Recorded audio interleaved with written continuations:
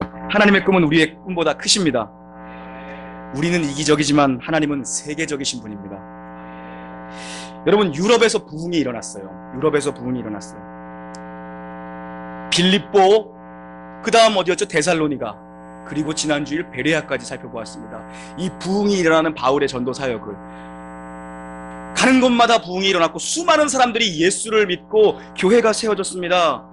사도 바울이 머문 시간은 너무 짧은 시간이었습니다. 그러나 성령의 강하게 역사하니까 임팩트가 있는 거죠. 그리고 이제 바울이 어디 있냐면 아덴에 있습니다. 아테네입니다. 아테네. 분명히 지난 주일에 우리는 베레아의 사람들의 말씀을 듣는 태도에 대해서 들었습니다. 그들은 열린 마음이었고 그들은 간절했습니다. 그들은 날마다 주의 말씀을 들었고 말씀이 그렇다고 하면 진리가 결론이 되게 살았습니다. 그런데 거기서도 도망쳐 왔습니다. 베레아 사람들은 신사적이었고 거기서는 큰 핍박이 없었는데 오늘 도망쳐서 아덴에 와 있어요. 왜 그런 거죠? 데살로니카부터 아덴까지 쫓아온 불량배들이 있었습니다. 데살로니가의 핍박자들이 아덴까지 쫓아와서 바울을 잡고자 했습니다. 그래서 오늘도 도망쳤습니다. 바울은. 그래서 지금 아덴에 있습니다. 그리스의 아테네에 있는 것입니다. 우리 16절, 17절 한번 봉독할 텐데 오늘은 아덴의 전도 이야기입니다. 16절, 17절 시작. 바울이 그 성에 마음에 격분하여 회당에서는 유대인과 경건한 사람들과 또 장터에서는 날마다 만나는 사람들과 변론하니. 아멘. 아덴에 도착한 바울은 누구를 기다리냐면 실라와 디모데를 기다립니다. 자기의 팀이죠. 자기의 동료들인데 그들을 기다리고 있다는 건 지금 바울 혼자 나왔습니다. 얼마나 급하게 도망한지 바울이 혼자 빠져나온 것입니다. 그의 인생은 늘 쫓기는 인생, 그의 인생은 늘 복음 때문에 고난을 당하는 인생이었는데 지금 그 사람이 서 있는 곳이 어디냐는 것입니다. 늘 도망다닙니다. 늘 쫓깁니다. 복음 때문에 늘 야반도주하는 인생, 늘 매맞는 인생, 늘 고생하는 인생인데 지금 바울이 어디에 서 있냐는 것입니다. 바로 그리스의 심장 아테네에 서 있습니다. 헬레니즘의 심장부로 성령께서 그를 끌고 오시는 거예요. 떠밀려 온 것 같지만 하나님은 인도하고 계셨어요. 세상의 중심에 세우기 위해서. 변두리에 있던 그를 중심부로 끌고 오신 겁니다. 바울도 모르는 사이에, 그리고 겉보기에는 도망자처럼 만들었는데 그가 서 있는 것은 문명의 중심지에 서 있습니다. 여러분, 인생이 어떻게 계획한 대로 다 되겠습니까? 여러분 중에 계획한 대로 다 되셔서 지금까지 40년, 50년을 살아오신 분 계십니까? 다 됐다고 해도 그거 축복일 수 없습니다. 사람이 마음으로 자기의 길을 계획할지라도 그 걸음은 언제나 여호와 하나님께서 인도하시죠. 어떤 길을 가든지 우리에게 필요한 건 뭡니까? 순종입니다. 순종이 훈련돼야 됩니다. 여러분, 내 계획이 아니더라도 하나님이 몰아가실 때가 있어요. 막 몰아칠 때가 있다고요. 저는 이런 말씀들을 듣습니다. 참 여기에 이사 오니까 참 교회가 참 많다. 교회가 진짜 많다. 그런데 교회 정하는 게 너무 어렵다. 저는 우리 교회 성도님들한테 그런 얘기를 종종 듣습니다. 그리고 여기 신도시에 이사 오면서 이게 뭐 이렇게 작은 상가에 있는 개척교회에 올 마음들이 다 없었던 분들이에요. 거의 대부분이 그렇습니다. 다 좀 큰 교회 혹은 뭐 잘 갖춰져 있는 교회, 그럴 심산으로 이사 오시는 거죠. 근데 왜 여기까지 하나님이 몰아가셨는지 여기에 와 있다는 겁니다. 다들. 여러분, 여러분의 일상의 계획이 아니었는데 하나님이 뜻밖의 시간을 허락하시고 뜻밖의 만남들, 뜻밖의 사람들 혹은 뜻밖의 사건들을 하나님이 주신다면 하나님의 인도하심이, 숨겨진 인도하심이 있는 줄 믿으시기를 바랍니다. 오늘 이 바울은요, 지성과 문화 예술의 중심지 아테네에 서 있습니다. 그 중심 아레오바고, 거기에 딱 서 있습니다. 여러분, 놀라운 일입니다. 꿈이나 꿔봤겠습니까? 고자키아 길리기아 다섯 사람입니다. 고자키아 동탄 이신도시 사람이에요. 고자키아 팔레스타인 땅에서 공부하던 사람입니다. 그의 발걸음이 세상 문명의 중심지에 딱 와 있는 겁니다. 아테네는 인류 문화의 족적을 남긴, 우리가 공부를 안 했어도 아는 사람들은 여기 다 여기 출신이에요. 소크라테스, 아리스토텔레스, 플라톤. 여러분, 우리 청소년들, 하나님이 나도 모르는 사이에 나를 어딘가의 중심에 세우실 때가 있어요. 그때 무슨 말을 할 거냐는 거예요. 그걸 준비하십시오. 하나님이 나도 모르는 사이에 나를 중심에 세우셨다. 나를 세상의 중심에 세우셨다. 나를 뭐 학교의 중심에 세우셨다. 나를 어디에 세우셨다. 그때 무슨 말을 할 거냐는 거예요. 그 준비를 하십시오. 세상 앞에서도, 세상 가운데에서도, 세상 속에서도 흔들리지 않는 마음의 중심. 그게 필요합니다. 그게 어떤 인생입니까? 뜻을 정한 인생. 우리 청소년들만 따라합니다. 뜻을 정한 인생 시작. 너무 작아. 뜻을 정한 인생 시작. 청소년 되고 싶으신가 봐. 교사를 하셔야 되나? 방송은 누가 하라고. 지금 청소년부 교사 지원자가 너무 많아. 누구를 걸러내야 될지 이거 너무 많아 지금. 네? 다들 청소년부 교사를 위해서 막 기도하고 있어. 기대가 됩니다. 우리 사랑하는 친구들, 우리 성도님들, 세상 앞에 예수를 숨기지 마십시오. 예수를 숨기지 마십시오. 예수 믿는 거 숨기지 마십시오. 자랑하십시오. 교회를 자랑하고 예수를 자랑하고 복음을 자랑하십시오. 한 달 전쯤인가요? 아침에 축구하는데 요즘 청소년들이 많이 나오거든요. 우리 은성이 친구들, 우리 진원이 친구들 다 나와요. 막 이제 애들이 막 물어보는 거지. 자, 교회에 대해서 모르니까 막 물어보는 거지. 근데 이제 목사님은 뒤통수에도 눈이 있고 귀가 한 4개 돼서 보고 싶지 않은 것도 보고 듣고 싶지 않은 것도 다 들어. 진원이가 딱 친구들이랑 얘기하는데 딱 그 한마디 하더라고. 누구지? 강욱이? 강욱이 맞나? 걔한테 딱 너는 기억 못하겠지. 목사님 다 기억해. 막 물어봤어. 걔가 야 교회는 뭐 다른 교회도 이렇게 축구해? 그러니까 진원이가 딱 이 말하더라고. 야 다른 교회는 나는 몰라 임마. 놀라운 교회밖에 몰라 임마. 나 놀라운 교 다녀. 좀 교회를 자랑. 물건이요 물건. 교회를 자랑하라고. 교회를 자랑하고 예수 믿는 걸 부끄러워하지 말고 예수 믿는 걸 좀 알리고. 007 작전 수행하던 예수 믿는 분들이 있어. 예수 믿는 거 알리고. 여러분 예수 이야기를 하십시오. 여러분 복음을 얘기하고 교회를 얘기하십시오. 세상 사람들이 우리한테 뭐 정치, 문화, 사회, 경제 이런 거 기대하지 않습니다. 교회에게 기대하는 건 예수 잘 믿는 거예요. 예수 잘 믿는 거. 거기서 파워가 나와요. 교회의 파워는 이런 프로그램 저런 프로그램에서 나오지 않습니다. 예배 잘 드리고 들은 말씀대로 살아가고 오직 예수 전하면서 하는 거. 거기서 파워가 나와요. 거기서. 실라와 디모데를 기다리다가 바울이 정탐합니다. 그 도시를. 이 사람 가만히 있을 수 있는 사람이 아니에요. 근데 격분이 일어났다라고 얘기합니다. 격분이.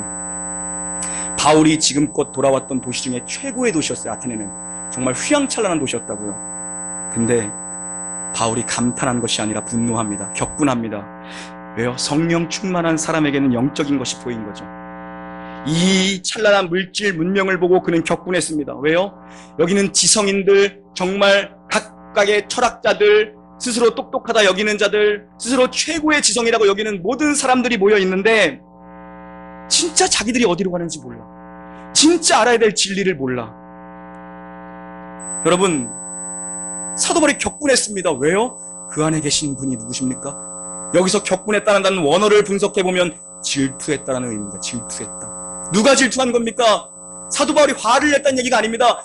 성령께서 그 안에서 말할 수 없는 탄식으로 질투하셨다는 거예요. 입만 열면 사상을 얘기하고 정치를 얘기하고 철학을 얘기하고 경제를 얘기하고 문화를 얘기하는 최대의 당대 지성인들. 그런데 실상은 아무것도 모르는 자. 정말 아무것도 모르는 자들이었어요. 바울은 그래서 쉴 수가 없습니다. 또 회당을 찾아갑니다. 이제는 장터까지 찾아가는 거죠. 그 얘기가 무엇입니까? 18절부터 21절입니다. 시작. 어떤 에피크로스와 스토아 철학자들도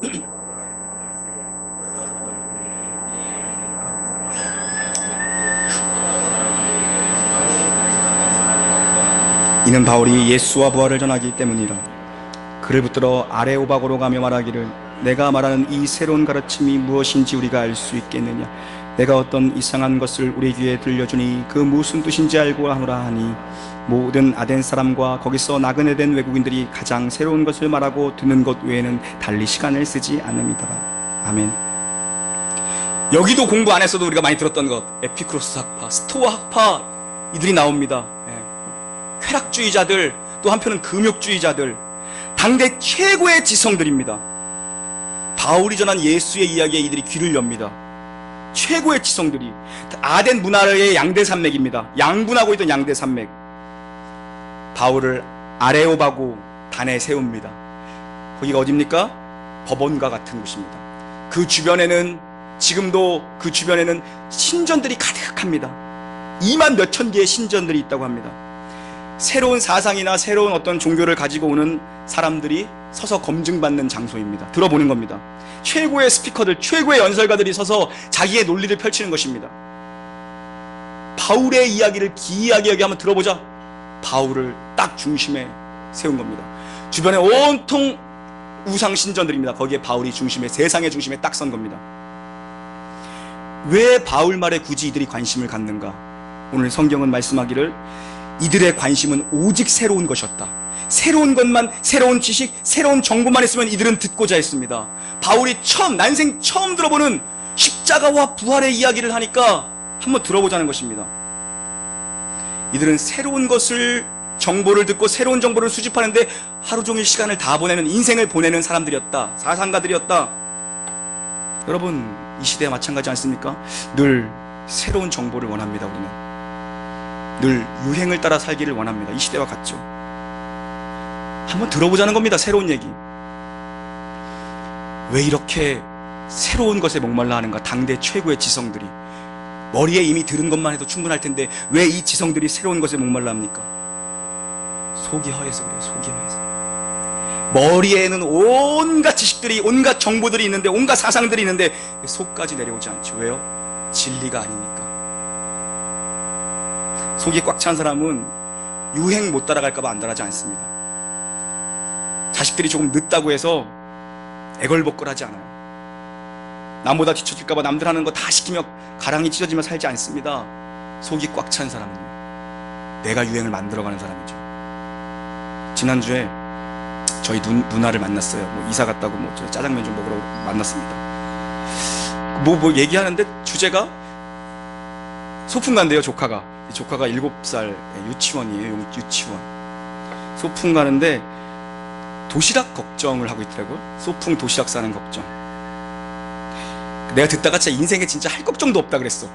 그 소풍날이 다가와서 걱정이 된대. 도시락 그것 때문에 어떻게 되는지. 내가 전화번호 알려준다 그랬어. 일동탄에 내가 자주 애용하는, 손님 올 때 애용하는 도시락집이 있는데 그거 12,000원이면 정말 스페셜한 거 준다. 그거 갖다 먹어라. 안 된대요. 안 된대. 왜냐하면 병아리 도시락을 싸야 된대. 병아리 도시락. 그리고 토끼 도시락이나 병아리 도시락을 싸야 된대. 뚜껑을 열면 벌써 애들끼리 경쟁을 딱 시작한대요. 도시락 뚜껑을 딱 열면 니네 엄마! 이런대요. 그걸 옆에서 듣고 있던 한 여자가 형님 그거 벼슬을 잘 만드셔야 되는데. 내가 할 말이 없더라고. 이게 도대체 무슨 대화인가. 도시락 딱 열었을 때 벼슬이 좀 잘 색깔별로 살아있어야지 애들이 되게 좋아하고, 와 니네 엄마 진짜 멋있다 이런대요. 여러분, 세상에 장단 못 맞춘다고 여러분 기죽을 거 없습니다. 남들 다 들고 다니는 그 명품 가방 하나도 없어도 돼요.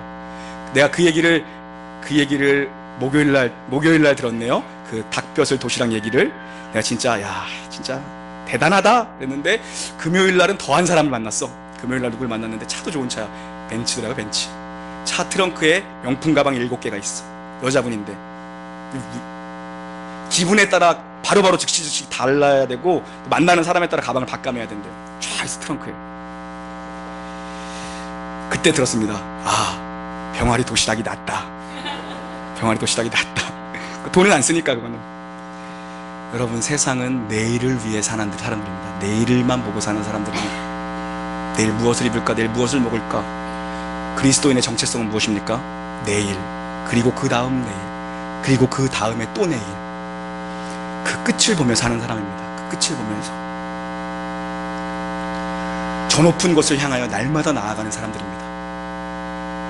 유행 따라 살지 말고 말씀 따라 사시기를 바랍니다. 병아리 도시락, 그래 걱정해야죠. 근데 진짜 걱정해야 될 건 뭡니까? 하나님이 최근에 내게는 무슨 말씀을 하셨는가? 내가 최근에 하나님의 은혜를 받은 건 어떤 은혜였는가? 내가 최근에 기도 응답 받은 건 무엇이 있는가? 거기에 관심을 가져야죠. 영적인 일에 늘 새로운 것만 우리는 추구하며 사는 시대에서 살고 있습니다. 패션 이야기만 할까요?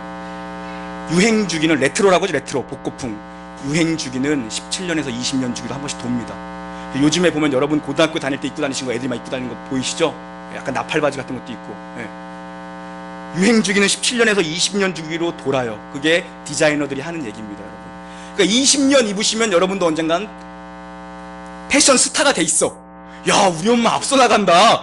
그런 날이 그냥 한 17년 정도 지나면, 아, 우리 엄마 대단한데? 그런 날이 있다고요. 애들 교복 보면 어떤 때는 짧은 거, 어떤 때는 긴 거, 어떤 때는 뭐 진짜 스키니진, 어떤 때는 뭐 통바지. 돌아요. 반드시 돌아요. 성경은 하늘 아래 새 것이 없다 그럽니다. 다 돌고 도는 거예요. 그래서 교회도 마찬가지입니다. 여타에 좋다고 하는 전도 프로그램들, 뭐 교회 양육 프로그램들 다 돌아요. 다 돌아요. 결국엔 예배를 잘 드려야 돼요. 예배만 잘 드리면 돼요. 예배만. 변하지 않거든요. 변하지 않아요. 하나님은 늘 새로운 은혜를 주시거든요. 우리는 새 것이라고 말하지만 하나님은 해 아래 새 것이 없다 그래요. 새 것이 없다. 내 생각과 하나님의 말씀이 다르면 무조건 하나님이 옳은 거죠. 내 생각과 하나님의 말씀이 다를 때는 무조건 하나님 말씀 선택해야죠. 그래야 승리한다고요. 최종적으로. 유행 따라가지 말고 말씀 따라가십시오. 말씀. 지금 이 아덴의 사람들이 늘 새로운 지식을 추구했습니다. 늘 추구했어요. 그런데 문제는 이 지성인들이, 이 엘리트들이 실상은 아무것도 모르는 자들, 다 안다고 하는데 아무것도 모르는 자들, 정작 알아야 될 걸 모르고 있었던 것입니다. 22절, 23절 시작. 바울이 아레오바고에 서서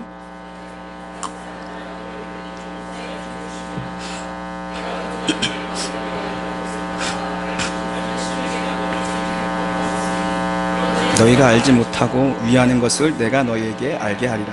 아멘. 바울이 그 설교를 어떻게 시작합니까? 당신들은 종교심이 많다. 그들이 가장 관심이 있던 것, 신에 대한 것. 당신들은 종교심이 많다. 그걸로 탁 좌중을 딱 압도하는 거죠. 귀가 다 열렸겠죠. 신에 대한 이야기를 한다. 온갖 우상을 모셔둔 신전 앞에서 설교하는 겁니다. 여러분, 왜 종교심이 많습니까? 두렵기 때문에. 두렵기 때문에 종교심이 많은 겁니다. 왜 이렇게 우상신전을 수천 개씩 모셔두고 사는 겁니까? 두려워서 그래요. 죄인들의 특징은 두려움입니다. 귀신이 그걸 알죠. 그래서 우리를 두렵게 하는 거예요. 각종 사건들을 만들어서 우리를 순간순간 두렵게 합니다. 예수 믿는 건 그 두려움에서 해방되는 겁니다, 여러분. 예수 영접했다는 건 그 두려움을 무찔렀다는 것입니다, 여러분. 예수님이 우리를 두려움에서 해방시키셨어요. 세상이 두렵지 않습니다. 사단이 두렵지 않습니다. 담대하게 사는 거죠. 담대하게. 이 사람들이 하도 많이 신상을 만드니까 바울이 목격한 게 뭐냐 하면 23절을 가만히 보니까 이런 얘기가 있죠. 이름을 알지 못하는 신전이 하도 몇천 개 몇만 개씩 있다 보니까 그 이름이 뭐냐면 이름을 알지 못하는 신이래. 신의 이름이 이름 없는 신 그러는 거예요. 주중에 또 전도사님들이 또 몇 분이 또 찾아와서 인터뷰를 좀 하겠다고 개척을 준비해서 뭐 저 하면서, 그래서 전도사님 개척하실 겁니까? 그러니까는 네, 목사님 개척할 겁니다. 그래요? 그러면서 이제 저한테 물어보면 대답해 주는 거죠, 제가. 근데 교회 이름이 어떻게 놀라운 교회입니까? 또 주구장창 또 설명을 해줬어. 내가 또 반대로 물어봤어. 전도사님 그러면은 뭐 개척할 거면 지금부터 기도하셔야 되는데 교회 이름 정했습니까? 정했대. 뭐예요? 그러니까는 이름 없는 교회예요, 이런 거예요. 이름 없는 교회. 이름이 없는 교회래. 내가 그 의중은 알겠어요. 그 의미는 알겠어요. 유명한 자 같으나 무명하게 살겠다. 정말 세상에서 빚도 없이 살겠다. 이런 거겠죠. 한마디에서 이름 바꾸세요. 그랬어요. 이름 바꾸세요. 진짜 이름 없어요. 이러면 아무도 모르면 어떻게 할 거야. 이름이 없어. 아무도 모를 텐데 이름을 바꾸세요. 그랬어요. 여러분, 바울이 지금 무슨 설교를 합니까? 너희들이 알지 못하는 신, 이름 없는 신에다가 절을 하고 거기다가 제물을 드리고 그것을 믿고 그것을 섬기며 사는데 내가 진짜 신을 알려줄게. 진리를 알려줄게. 생명을 알려줄게.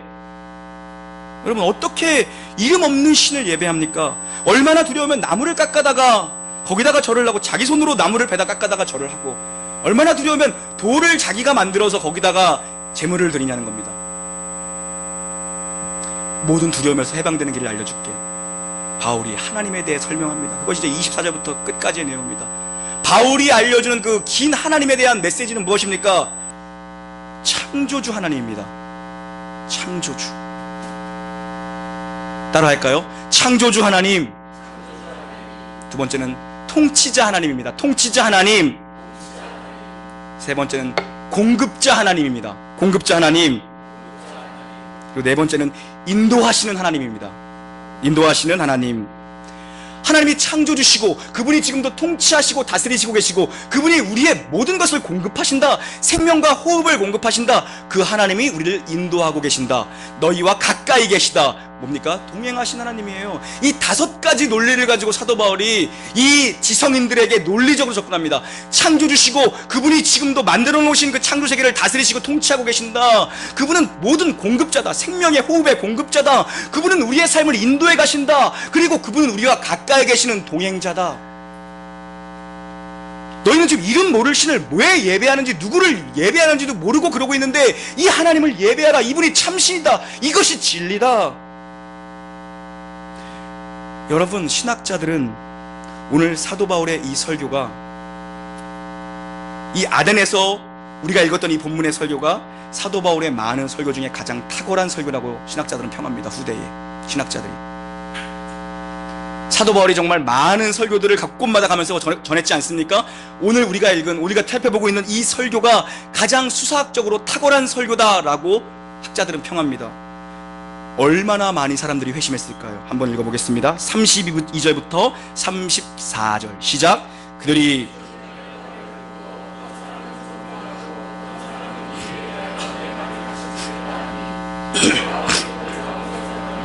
몇 사람이, 그 중에는 아레오바고 관리 디오두시노시와 다말이라는 여자와 또 다른 사람들도 있었더라.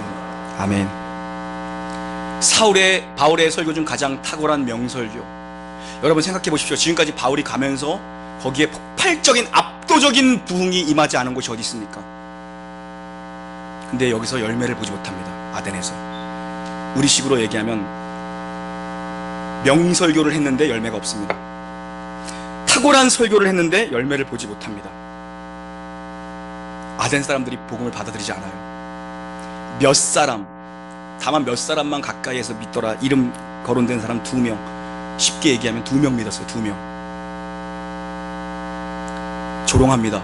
십자가와 부활, 그 얘기를 듣고 무슨 말도 안 되는 걸 가져와서 조롱합니다. 바울을. 믿은 사람이 없습니다. 2명 믿었습니다. 후대의 사람들은 바울의 아덴 사역을 실패했다라고 얘기를 합니다. 아덴 사역을 실패했다. 최고의 설교라고 평하지만 명설교했는데 아덴 사역은 실패했다. 다른 곳에서는 폭발적인 부흥이 임했는데 아덴에서 2명, 3명 믿었다. 많이 믿어야 5명 믿었다. 왜 바울이 실패했냐는 거예요.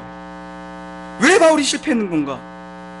제가 보통 이 금요일 오전이 되면 설교 초안이 나옵니다. 그래서 설교 주보에 들어갈 내용들, 우리 찬양팀의 오케스트라에 보낼 내용들을 거의 금요일 오전 좀 넘어가면서 보냅니다. 제가 12시 무렵 되면 다 보내요. 이번 주에 제가 어저께 저녁 때 보냈어요. 토요일 저녁에 보냈어요. 여기서 설교가 막혔습니다. 하루 종일 붙잡고 있어도 이게 해결이 안 나요. 수많은 책들을 찾아봐도 해결이 안 나요. 많은 설교들을 들어봤는데 해결이 안 나요.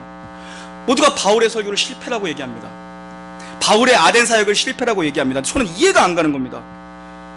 아니, 가장 명설교라고 평하는데 왜 믿은 사람이 없는 것인가? 아니면 이 땅 사람들이 너무 자기 지식이라는 우상에 빠져서 받아들이지 않았던 건가? 그 지식 때문에, 그 지성 때문에 뭐가 문제인가? 아니면 앞절에 보니까 바울이 그들과 스토아파와 에피쿠로스아파와 변론했다, 변증법적 대결을 했다. 그래서 이 논쟁이 있었기 때문에 이들이 안 믿은 것인가?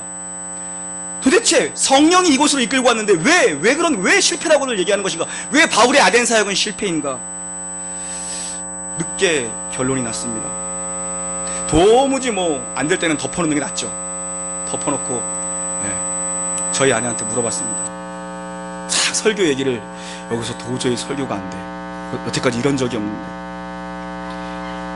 스토리를 쫙 여러분이 들은 건 똑같이 여기까지 얘기해줬어요. 야, 사도 바울이 설교를 했는데 2명이 믿었다. 이게 있을 수 있는 일인가? 그것도 최고의 명설교인데 고작 2사람. 왜 그럴까? 왜 실패했을까? 그러다 저희 아내가 답을 주었는데 성령이 하는 소리 같았어요. 당신은 맨날 설교해도 1명도 등록 안 하잖아. 2명 했으면 많이 한 거 아니야? 천하보다 한 영혼이 귀하다며 2명이면 천하가 2번인데? 난 육에 속한 사람인 줄 알았거든요? 성령의 사람이었어. 성령의 사람. 진짜 그 닭벼슬 얘기할 때만 해도 내가 진짜 혀를 찾거든. 와, 저 인간들 어떡하지? 완전 성령의 사람이야. 이거 딱 성령의 사람. 이 간단한 진리를 내가 왜 붙잡고 놓치고 있었을까? 맨날 설교하고 맨날 성경 보는 사람이 이 간단한 진리, 천하보다 한 영혼이 귀하다는 진리를 내가 왜 모르고 있었을까? 왜 이걸 실패했다고 모두가 생각했을까? 그 중에는 디아누시오라는 사람의 귀가 열렸고 다말이라는 여자의 귀가 열렸습니다. 성령께서 두 사람의 귀를 열어버리셨습니다. 여러분, 수많은 사람들이 설교를 들었지만 이렇게 소수가 귀가 열립니다. 비록 몇 사람이 안 되었지만 성경을 보니까 뭐라고 얘기합니까? 그들이 바울을 가까이 하여 믿으니. 그 관점으로 성경을 보니까 성경이 완전히 보이기 시작했어요. 두 명이라 가까이 했구나. 두 명이라 제자 만들었구나. 두 명이라 양육했구나. 군대 만들었구나. 바울이 가는 곳마다 수천 명씩 수만 명씩 몰려들었어요. 가까이 할 수가 없는 존재였어요. 바울은요, 두 명이라 가까이 지내며 그 사람들을 진짜 알곡으로 만든 거죠. 진짜 제자 만들었구나. 하나님의 눈으로 보니까 이 한 영혼이 귀한 거죠. 수적인 논리로 보니까 실패했다고 본 거예요. 두 명 믿었는데. 여러분, 사도 바울의 아덴 복음 사역이 실패였습니까? 바울이 아덴까지 왜 온 것입니까? 지금 어떻게 여기에 왔습니까? 쫓겨왔습니다. 쫓겨왔어요. 그런데 여러분, 쫓겨온 게 아니라 디아누시오와 다마리가 있었기 때문에 하나님이 보내신 겁니다. 우리가 여기에 왜 와 있습니까? 예수를 만나고 나면 자기 인생이 이제 자기의 것이 아닌 것을 알게 되는 것이 거듭난 사람의 특징입니다. 내 인생이 내 것이 아니었구나. 내 인생은 하나님께 붙들린 하나님의 부르심의 인생인데 그 부르심에는 이유와 목적이 있구나. 누구 때문에 여러분이 여기 있냐는 거예요. 누구 때문에?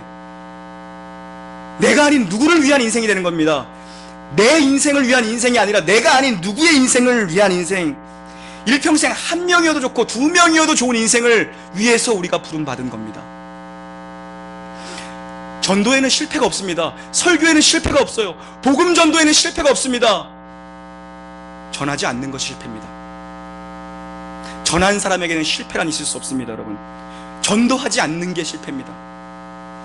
그래요, 두 명이 믿었습니다. 두 명이 2000년 후에 놀라운 일이 벌어졌습니다.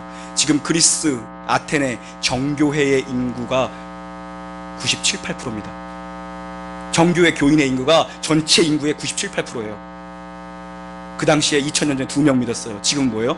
98%가 예수를 믿어요. 물론 이름만 올려놓은 사람들도 태반이겠지만 2000년 후에 열매가 맺어졌다고요. 우리가 울며 씨를 뿌려야 되는 이유가 여기에 있고, 때를 얻든지 못 얻든지 우리가 전해야 되는 이유가 여기에 있고, 우리가 다음 세대에게 마음을 다해서 우리가 이들을 지지해줘야 되는 이유가 여기에 있다고요. 네. 지금 안 듣는 것 같지만 다 듣고 있다고요. 다음 세대는. 어른들은 쳐다보고 있어도 안 듣거든요. 애들은 딴청하면서도 다 들어. 저력이죠. 다음 세대의 저력. 여러분, 하나님의 일하시는 것은 실패가 없습니다. 다시 한번요, 하나님의 일에는 실패가 없습니다. 모든 것을 재료로 버무려서 하나님은 그분의 목적을 이루십니다. 때로는 이게 뭡니까? 합력하여 선을 이루는 거예요. 때로는 우리의 연약함도 하나님이 선으로 만드시고, 우리의 육신의 질병도 하나님이 선으로 만드시고, 우리의 경제적 어려움도 선으로 만드시고, 우리의 간절하고 아픈 모든 것들도 하나님이 선으로 만드실 만한 분입니다. 그 하나님을 믿으니까 여기에 있는 거죠. 여러분, 하나님께 붙들리면 의미 없는 것이 하나도 없습니다. 하나님께 붙잡혀 있으면 의미 없는 게 하나도, 버릴 게 없어요. 하나님께 붙들려 있으면. 여러분, 정말 크고 화려하고 사람이 많이 모이는 교회만 성공한 교회입니까? 우리같이 이렇게 작은 교회는 그럼 실패한 교회입니까? 아니요. 복음이 신실하게 전해지고 있다면, 복음의 메시지가 울려 퍼지고 있다면, 여러분, 그 어떤 교회도 실패한 교회는 없습니다. 한 사람이 앉아있던 두 사람이 앉아있던 복음의 메시지가 신실하게 지금도 선포되고 있다면, 여러분, 그것은 성공입니다. 왜요? 그게 하나님이 원하시는 성공, 바로 충성이기 때문입니다. 충성. 여러분, 충성이 무엇입니까? 충성을 한자로 쓰면 뭐죠? 가운데 중자의 마음 심자죠. 그죠? 중자의 마음 심자가 충성이라고. 충성할 충. 마음의 중심이 여호와께 있는 사람, 이게 충성이에요. 삶의 중심을 하나님께 두는 사람, 그게 충성이에요. 우리 청소년들 평생 살아가면서 하나님 앞에 충성하길 바랍니다. 자다가도 아멘 하잖아. 자다가도. 예? 내가 쟀어. 지금 9분 동안 눈 감고 있었는데 한 명이 지금 딱 자다가도 아멘. 이거 듣는다니까. 자다가도 우리는 그냥 자거든요. 어른들은. 애들은 딴청표도 다 들어요. 그러니까 말 조심해야 돼. 말 조심. 진정한 전도란 무엇입니까? 사람을 모으는 것이 아닙니다. 전도에 중요한 원리가 있어요. 진정한 전도는 사람을 모으는 게 아니라 하나님 모시는 데로부터 출발하는 겁니다. 교회는 사람을 막 끌어모으는 데가 아니에요. 하나님을 중심에 모시고 있으면 됩니다. 그게 중요해요. 그게 중요해요. 하나님을 중심에 모시고 늘 충성스럽게, 때를 얻든지 못 얻든지, 한 명도 좋고 두 명도 좋으니 그 사람을 위해 내가 교회로 부름받았구나, 그 사람을 위해 내가 이 직장에 있구나, 그 한 사람을 위해 내가 이 가정에 부름받았구나. 한 명, 두 명이면 충분해요. 너무 많은 사람을 전도하고 위해서 살라 그러지 마십시오. 한 명, 두 명이면 충분합니다, 여러분. 그런 마음의 중심으로 사는 저와 여러분 되기를 주님의 이름으로 간절히 축원합니다. 아멘.